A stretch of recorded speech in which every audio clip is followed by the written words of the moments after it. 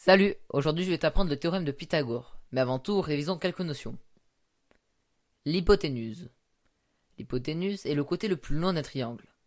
Le théorème de Pythagore s'applique uniquement sur un triangle rectangle. Il est donc simple de repérer l'hypoténuse, car c'est le côté opposé à l'angle droit. Le carré d'un nombre.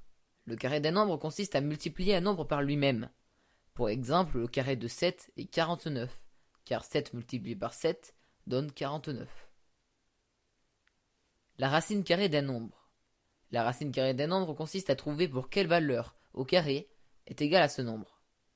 Reprenons l'exemple de tout à l'heure. Le carré de 7 est 49.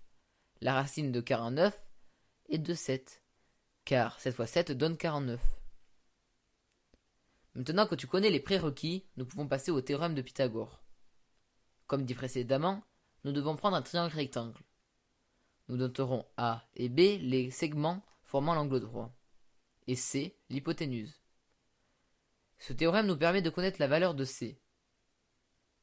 Selon le théorème de Pythagore, la somme de A au carré et de B au carré donne C au carré. Pour connaître la valeur de C, il nous suffit donc de connaître C au carré en additionnant A au carré plus B au carré.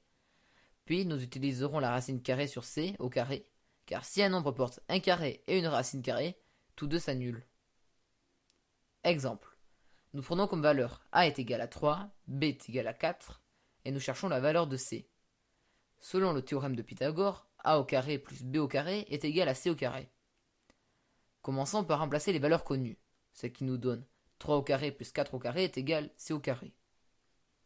Deuxième étape, trouver la somme de A au carré plus B au carré. Donc 3 au carré, donc 3 fois 3 donne 9. 4 au carré, donc 4 fois 4 donne 16. 9 plus 16 est égal à 25. Dernière étape, nous savons que la valeur de C au carré est 25. Il ne reste plus qu'à trouver la racine carrée de 25. Pour ça, je vous conseille de connaître les carrés de 1 à 10. Pour les nombres plus grands ou à virgule, la calculatrice est la meilleure solution. La racine carrée de 25 est 5, car 5 fois 5, 25. Voilà, grâce au théorème de Pythagore, nous connaissons désormais la valeur de l'hypoténuse. Je vous laisse avec quelques entraînements, n'hésitez pas à mettre la réponse dans les commentaires. Sur ce, je vous laisse, à la prochaine vidéo.